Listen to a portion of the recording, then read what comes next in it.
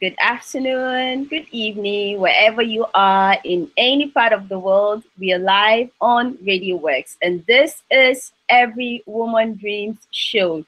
This is a show where I bring to you women achievers from across the globe, women who are supporting their communities, women in entrepreneurship, women who are consistently working to develop their other young women and ensuring that women are given the right full space. Today we have an exceptional woman, a Ghanaian woman born and bred in the savannah. I call her the pride of the savannah. She's Rashida Nasamu. Hi Rashida, and welcome to Every Woman Dream Show. Hello, Asma. Thank you. So good to be talking to you once again. You look amazing. You look great too. Thank you for joining us on today's show. Okay, so Rashida, thank you. CEO of ISA Group of Companies. I also one of the few women who are on top of issues when it comes to fast-growing businesses in Ghana. Tell us about ISA Group of Companies. Well, thank you very much for the free advertorial. Anyway, ISA Group of Companies started as a strategic communications consultancy. We have grown and diversified into quite a number of affiliates. We do construction now, we're into mainstream industry, skill development, and so much more we're still discovering as part of our thoughts of making up or creating wealth through multiple streams of income. Whoa, wow, awesome. Okay, so you're having a free, because today we have been talking a lot about ISA Group of Companies. We want to know a few of the things you do, especially those that are directly related to women, the growth of women. Because as I read about you, I found something quite amazing: an advocate for youth wealth creation. Now that's quite big. Tell us, how do you do that? Do you run a training, classes? Because I am so interested in joining that class, if it is one. Tell us about that. How do you do that?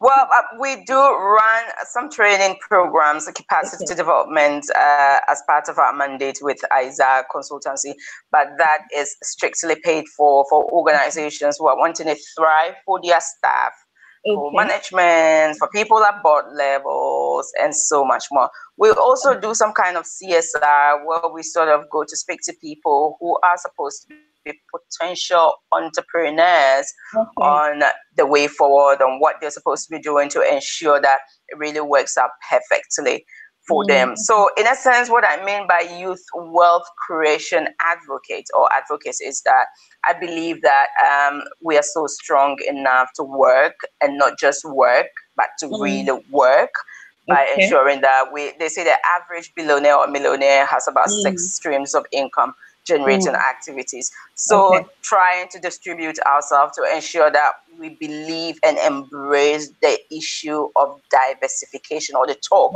or narrative on diversification as far as business is concerned. So clearly, what we mean by that is to say to the youth, hey, get off your heels, work, get productive to be able to make money. So as a young woman, being born and bred from the northern part of the country, how have you found interest in young women personally? How are they responding to this? Well, I think the average northern woman or Muslim woman has been discerning. That's not to say I'm denying the fact that there are still problems or challenges on the ground with regard to traditional rules or cultural inhibitions that has not allowed quite a number of women to realize the potential and find their purpose. However, all in all, the contemporary woman, no matter where you are, in the north, in the south, outside of the country, has become quite discerning, and the problems still pertain, which is the reason why some of us keep advocating for a need to release the girl child, to empower the girl child, to take the girl child to school, at least to be able to empower herself or build skill that will support her in her adult life, whether married or unmarried. Right. Okay. Now, whether this point actually leads me to a very key question that I personally want to know, and I believe that people listening to us, viewers listening to us, and watching us are equally interested. There's this continuous myth. I call it a myth. Perhaps it's debatable whether it's a myth or a reality about young women, most especially Muslim women from the community that you have grown up in, that once they get married and settle down, they kind of just shut the doors of personal growth and development. Now, how do you demystify that, considering that you hail from the north as well, and you're doing it awesome? We're so proud of you. What do you say to that? I like to be not subjective about it. I would want to believe in all communities such problems actually permeate. People, even the white man or the white lady has gotten married and thought it shuts her gates. For that matter, she needed to get out to pursue her goals and so much more. So I won't say it should be a restrictive narrative about the Muslim woman or a woman from the north. I think in all cultures across, sometimes it happens, other times it does not happen. It's just a matter of identifying yourself, understanding yourself, and whatever you might be wanting to get into, which is called marriage. They say maturity should be the leading guidance, especially if a woman is getting into marriage. Understanding is the leading guidance. Communication, being fluid as possible, is the leading guidance as well. So it just boils back to the issue of being understandable. And getting to reach a consensus with whoever you might just be getting married to on the need to pursue your goals and just move forward. However, that's not to say there are no challenges. Indeed, there are still challenges of women who are really challenged because they got married to guys who were not comfortable with them getting out, and they did not communicate properly for them to allow them. And in some cases, some people will just no. In a different vein, there are guys or men who have gotten married and their dreams were shut as well as a result of women they got married too. So let's not discriminate on the narrative. It happens both in the life of women and the life of men as well. However, by virtue of the fact that we come from such a traditional background as Muslims, it doesn't really happen to the man. In most cases, he takes the decisions. However, women indeed are able to take decisions today based on a clear and fluid communication inside of their marriage, prior to their marriage, during their marriage, and forevermore. Yeah, that's great. Thank you for that. Okay, let me take you back to we would love to know how all this started. Growing up as a young girl, did you ever think that someday I'm going to be a CEO of one group of companies, I'm going to be an advocate supporting other people? What did you really wanted to do when you were young? Say 6, 7 years. Let me quote Oprah Winfrey. She says that I very much believe in God. Indeed, I would want to believe Oprah believes in God as well. She says, that it's not that I knew I was going to be successful or do very good in future or one day, but it was just so clear to me based on the effort I put in to realize my goals. I don't know if you get me. I do perfectly. Right. So it was so clear to me by the kind of efforts I got into, by the infant or child entrepreneurial activities I actually got into. Not to say I am successful yet. I would want to be clear. I sold biscuits that was made of flour. I sold panties when I was in secondary school sometime. I had stuff I had in the trunk of my car. Each time I had a chance to go on holiday, I bring them back and sell them to people. I sold cutty cake I made myself. I sold, those toffees they make out of milk. Yeah, I know. I really love those toffees. Yes, wow. I have also done that before. And all of this, I actually pretty much took advantage of events that took place in our house because I grew up in a very traditional home where culture was at its play. A big compound house with 20 rooms, loads of family members, loads of mothers, where your mother's rival was still your mother and could be more of your mother than your biological mother. Of course, you had so many mothers and fathers. So, weddings, arrays were done in the family house where I was, where naming ceremonies or christening, you call it, was also done in our home. So I took advantage of all of these during my very young stages where I saw all of that. However, that did not really come as a final determinant of what you're supposed to be in future. While I grew and attained adulthood, I did quite more a few things to ensure that I realized my goals of being an entrepreneur. And the story continues till we are there.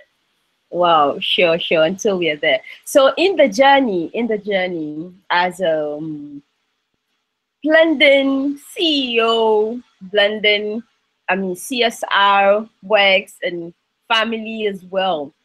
How do you deal with, how you walk through challenges when they come? And with regards to your personal life? At all times there are challenges, like I say. At all times there are challenges. How to navigate through the challenges and make them a problem or the challenge at the end of the day. I believe there's absolutely nothing you would want to do and you may not be able to do it because you're so busy and tied up. We're supposed to make time to pray. We're supposed to make time to eat. We're supposed to make time to fraternize. We're supposed to make time to talk silly sometimes to be able to de-stress ourselves. So try as much as possible to have an even distribution. Sometimes I prioritize, which is very important. I prioritize based on what is important for me. I mean, you may work, but there comes a time it's just important or relevant to shut down. I used to realize it wasn't necessary unless, of course, it's under some kind of emergency or urgent activity we're supposed to embark on. I don't take work home anymore because I think being home is just an absolute time to restart the buttons and wake up fresh and productive once again. So basically creating time, proportionate distribution based on priority. So I, as a communication consultant, and then also being a push to lots and lots of young women. I've been following you keenly, and I must commend your great work. You have a big heart. Yes, as well.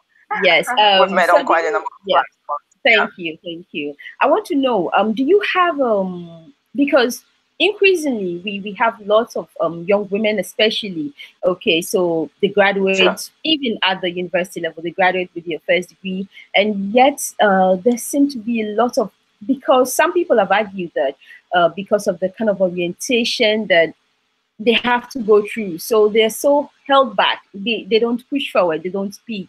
How do you blend that? Do you have some sort of a training you run for young women in order to get them to speak up?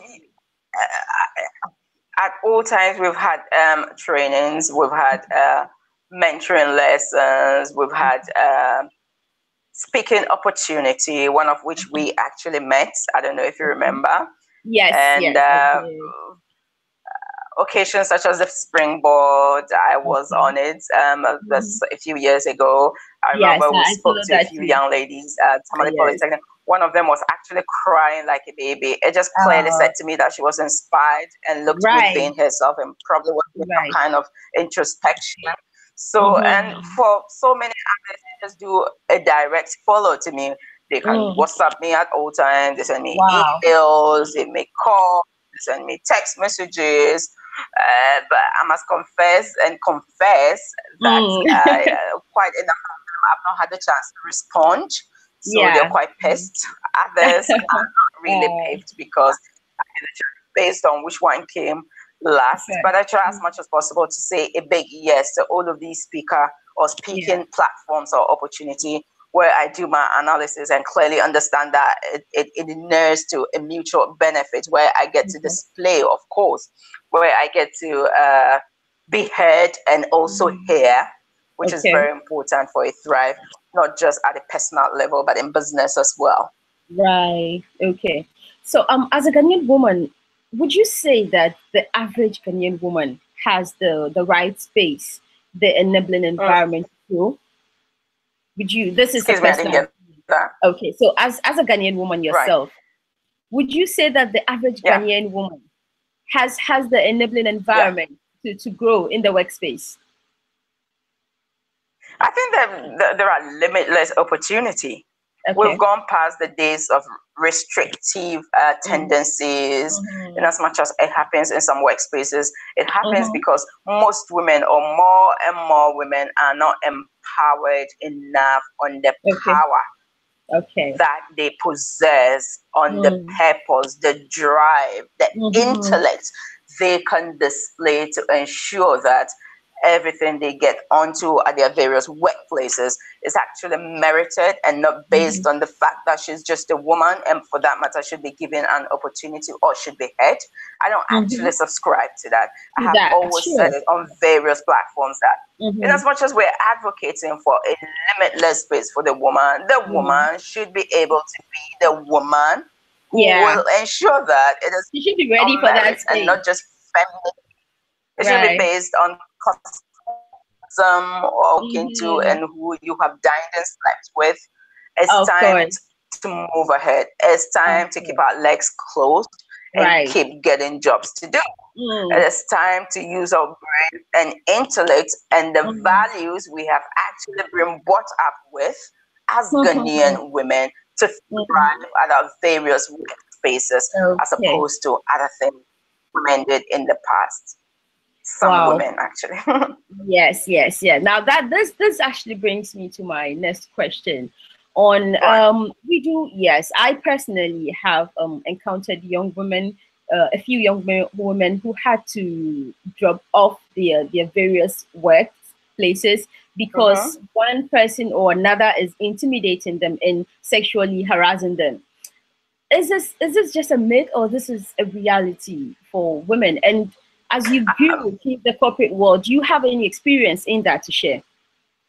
I hate to mention this, but I'm not also saying this doesn't actually happen on the ground. I've always said to myself that I have, and said to family and friends that I have really been lucky and not been a victim of sexual harassment in a corporate setup before.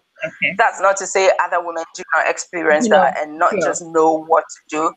But it's not also to say that I have entirely not been spoken to in all corporate institutions I ever appeared in. Men will always speak to us. Of course, they will speak. Beautiful women like you. Always but how you're able to navigate around it, how you're able to work around it to ensure that there are no qualms at all. I'm here to work and not to mingle. It's another thing. So lucky enough, I have been lucky not to have suffered sexual harassment ever before. Not because I have an intimidating composure, not because I try to lead myself with intellect. Most women have done that, but have still ended up in that because human beings can be very daring, especially men. If he wants it, he wants it. So, I mean, bad times, but usually it'd be very important to get some kind of lessons from people who have been through it to guard you and not just walk away from the job as well. Right. Okay, so hold on that. What advice would you give to any young woman listening to you now who might be facing any form of sexual harassment? What advice would you give to her?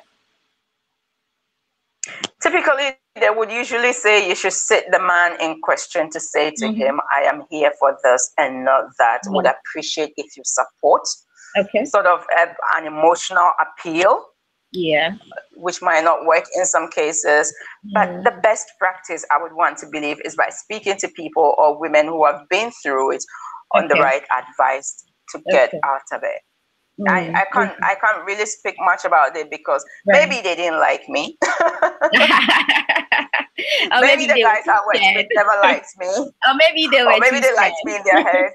No, how would they have been scared if they were supposed to have been my bosses? I'm not sure about that. And in some cases, the approach is very important. They say women have to be free to wear all of the mini skirts if they want to wear, even if there are men around. I say in some cases, all of this could be managed to a large extent to ensure that we don't get people's tanks waggling around you in the work environment or in the work environment. That's very important. I mean, okay. All right. Beautiful. Thank you. Now, as you walk through all of the beautiful success stories, we'll sure talk about a few more of them. What are the key values that keeps you going? Same values I was actually brought up with. And what are they? Prayerful, thankful, respect for self and others. Wow. Productive, practical, intelligent, the quest for knowledge, has no overdose. And all of this have actually been a guidance in all of what I do now. And I believe they will contribute much to the success land or the promised land I'm aiming at getting with my team, obviously. Oh, beautiful. Okay, so that leads me to, what is your greatest dream? This is every woman's dream show. And you don't leave without me asking you, what's your greatest dream? For yourself and for your On a very light note, I think I dream only when I'm asleep, and which doesn't even happen at all times. I try as much as possible. Let's hear the daydreaming one. I try as much as possible not to dream, even during the day when I'm not asleep. I just give a thought. I just give a practical thought and work towards my goals. Oh, wow. So it's the effort I actually put through that makes it a goal. Because, I mean, I'm not so sure about the definition of dreams these days, but some of them, others are generally not achieved. You're just building castles in the air. I try not to exaggerate what I would want to aim for. So I sort of make it a goal and work towards it. So basically, that's what happened. Yeah. So would you say that you're on that path? Are you enjoying that path as you aim? I'm very much enjoying it because it's just a basic practicality which I believe in at all times. Okay. I don't like the unknown, so I try to know. Right. In order that it makes my work easy for me by putting in the effort instead of folding my arms and just daydreaming. Oh, I want to build a castle in the air. Is it possible at all? What analysis you're putting in place to ensure that? Well, some people will say people who think this way are usually pessimistic. I am not, but I try as much as possible to be objective and clear, practical as well in all things I would want to do. It can't suspend. The force of gravity will bring down my castle in the air. So I won't even dream of building that castle in the first place. I'd rather think about a goal that will get me build that castle on land or on the ground and work towards it. Wow. Okay. So how would you push? What would you say to a young woman, typically in Ghana, or maybe most especially in the northern Ghana, as young women in Ghana generally would look up to you, or and young sisters in northern Ghana would look up to you and say, wow, I want to be like Rashida. How are they going to get there? What are the steps, the practical steps? I'll tell them to try as much as possible not to be like Rashida, but themselves. Okay. Identify your purpose, understand your needs, understand the direction and pattern of thought of whatever you might want to do in the future. Loving your work makes you succeed in most cases. If you don't like it, you might not be able to succeed in the first place because you don't like it. For that reason, you might not a life which is not yours. Understand? So I identify myself, which is the reason why I even said I don't dream at all until I go to bed. And identify myself. It clearly brings to you what you can do, and then you pursue your goals and make sure you get there. So I'd like to say to them to be themselves, to ensure that they use their time wisely, having substance at the back of their mind. Empower themselves. It's never too late. You shouldn't have all the university certificates. If you walked into someone's office like mine and saw all those certificates, it just clearly, I think it doesn't really mean anything to me. Maybe it means something to my clients, but it just means that I have been to that school, this school, Yale, Cardiff, University of Ghana, and all of that. It doesn't clearly spell out your success in life. You might have all the certificates and do nothing with them, but just display them. So it just clearly spells out which institutions you have actually been through. It doesn't clearly spell out what you are doing to make sure there is a better gain in life, to make sure you use your life successfully or use your time judiciously, having success or substance at the back of your mind. So empowerment is the beginning of it, by ensuring that you get something doing. It doesn't end there. Have a good social life, have a family if you can, love them, love your neighbor. Wow. There's so much more. Wow, so much more values. What's your most memorable event or experience growing up? The most memorable one. Yes. I fantasize a lot. Okay, so you don't dream, but you fantasize. No, I fantasize. I fantasize. I actually fantasize on a daily basis. Excuse my language, especially when I'm on the WC. I hear people say that. It actually gives me free bowels. Excuse my language anyway. I also fantasize when I'm having my bath, and already we're supposed to remain mute until we finish having our bath as Muslims. So I use all of these times to fantasize.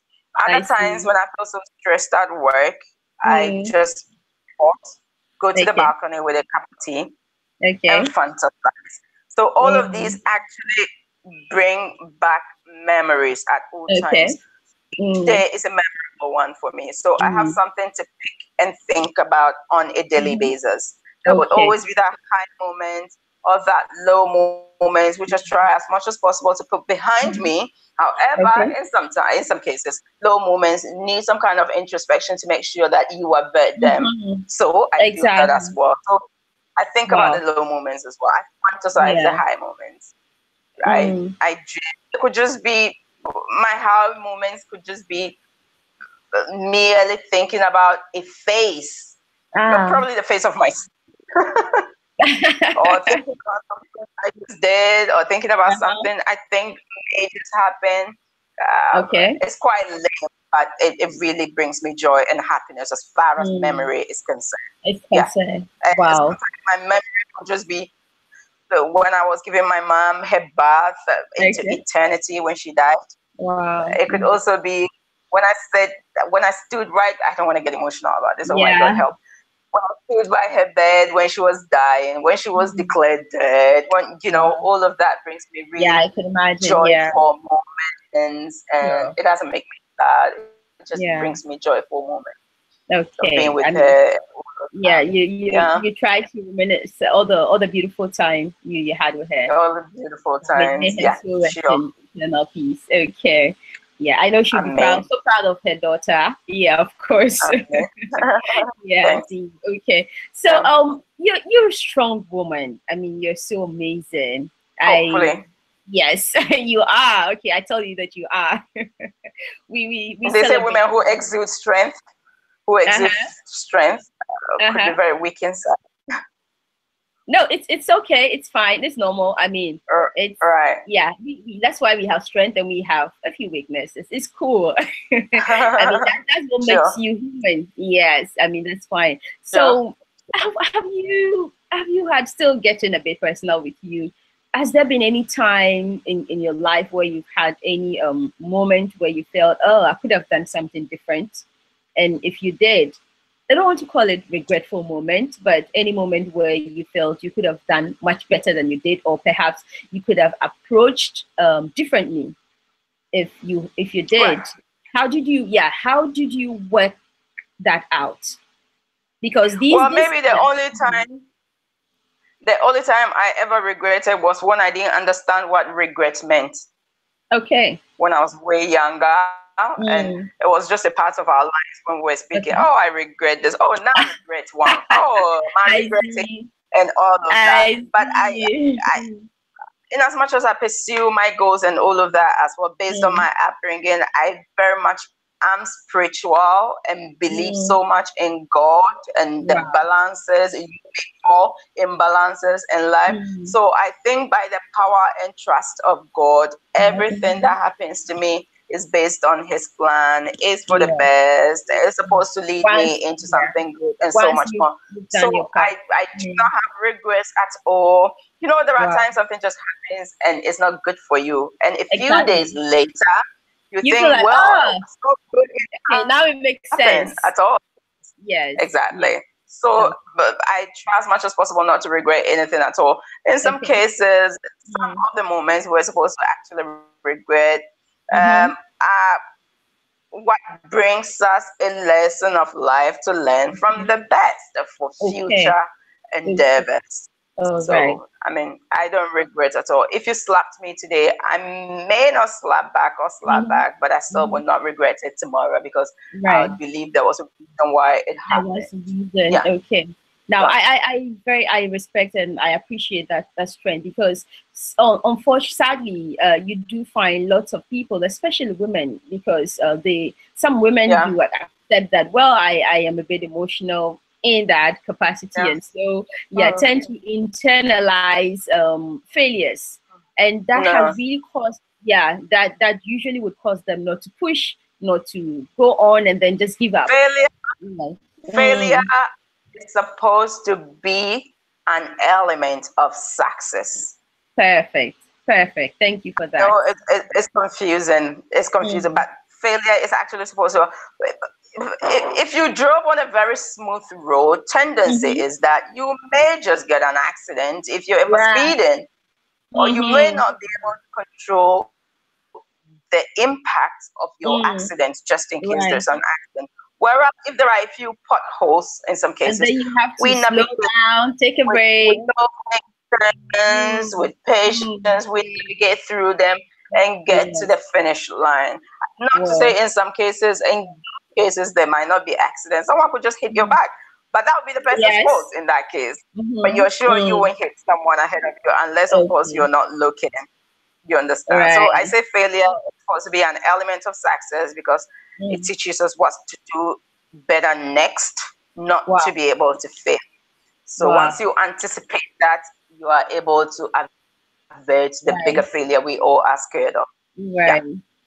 So women do not internalize failure. It is an element of success, as Rashida is telling us. This is great. This is awesome. What would you say to all the women listening to you? You're so powerful. CEO of Isaac Group of Companies. What would you tell women listening to you? Your final words. I'd like to say thanks very much for creating the time to listen to me.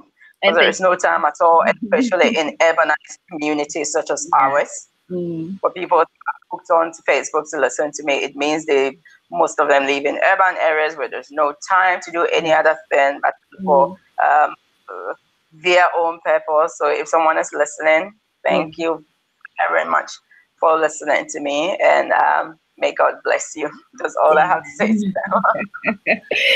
Thank you. You've been great. Thank you so much for joining me today. It's Every Woman Dreams Show, a show which is specifically designed to celebrate women achievers across the globe. And today it's been an exciting journey going into the personal life of Rashida, understanding growing up, how it's been like for her, and then also being the CEO of Isaac Group of Company. We wish you all the best. It's been a wonderful show. If you want to be featured on Every Woman Dream Show, send an email to info@radioworks.world. info@radioworks.world. And Ramadan Mubarak to all Muslims across the globe. And to all the women watching and listening, as remember, the key word I picked from Rashida today is failure is an element of success. Never internalize failure. You're great. Keep being great. Thank you for joining us, and see you again next week, same time. Bye-bye for now.